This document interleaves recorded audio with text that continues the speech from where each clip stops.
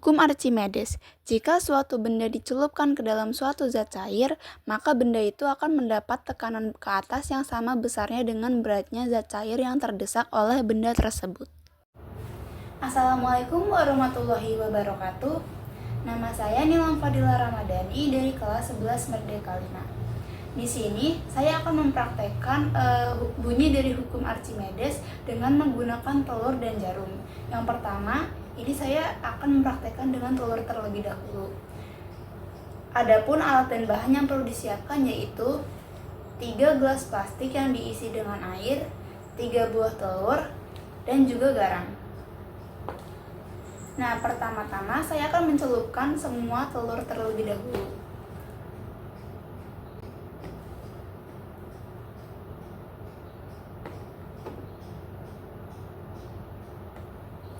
Nah, apabila semua telur tenggelam, maka kondisi dari semua telur ini cukup bagus.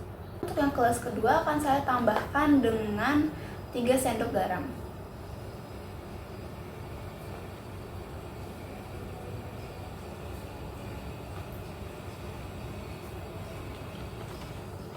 Aduk sampai garam menjadi larut.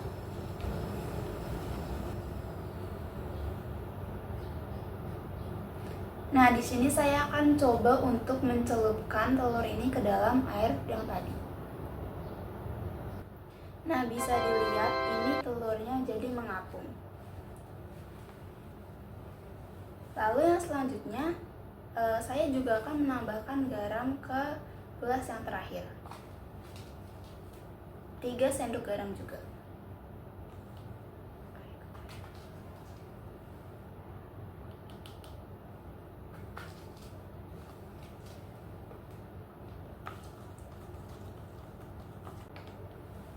Lalu di sini saya akan memasukkan telur ke dalam sini. Nah, lalu jika sudah mengapung seperti ini, akan saya tambahkan dengan sedikit air.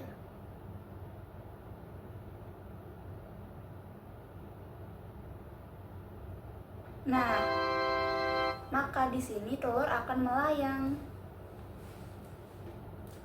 Nah, untuk yang percobaan pertama ini, telur akan tenggelam. Kenapa? Karena massa jenis telur lebih berat daripada massa jenis air. Untuk yang percobaan kedua, telur akan mengapung. Kenapa? Karena massa jenis air lebih berat daripada massa jenis telur. Untuk yang percobaan ketiga ini, telur akan melayang karena massa jenis air sama dengan massa jenis telur.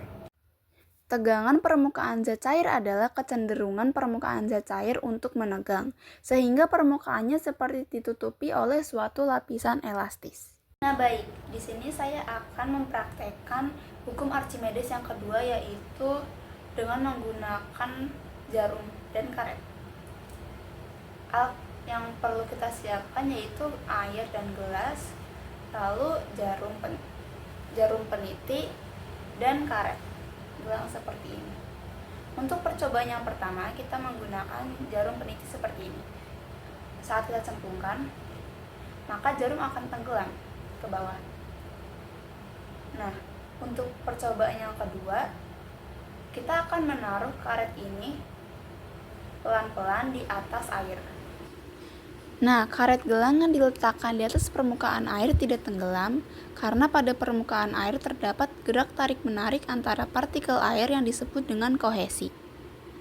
Kapilaritas adalah peristiwa naik atau turunnya zat cair pada pembuluh atau celah kecil atau pori-pori kecil. Lalu yang ketiga adalah tentang kapilaritas. Di sini saya akan mempraktekannya dengan menggunakan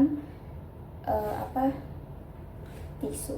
Adapun alat dan bahannya yaitu air yang diwarnai dengan pewarna makanan. Di sini saya menggunakan warna biru dan merah. Lalu tisu yang sudah digulung seperti ini.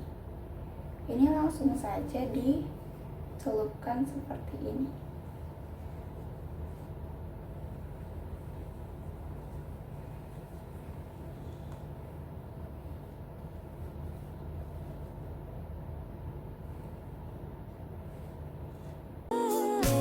잠들기 전에 그리고 또 아침에 쉬고 있는데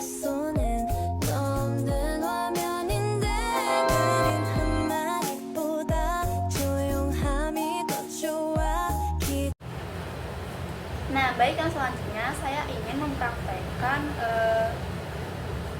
kapilaritas yang kedua, yaitu dengan menggunakan sawi.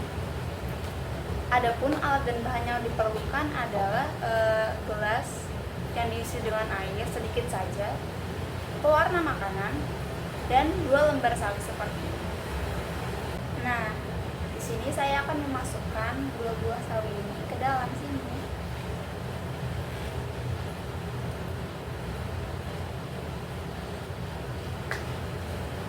Kita akan menunggu kurang lebih 15 menit.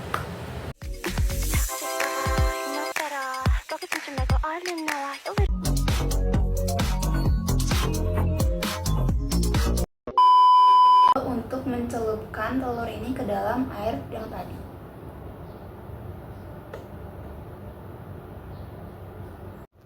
Pak, ini saya udah nyoba sampai 5 kali, Pak.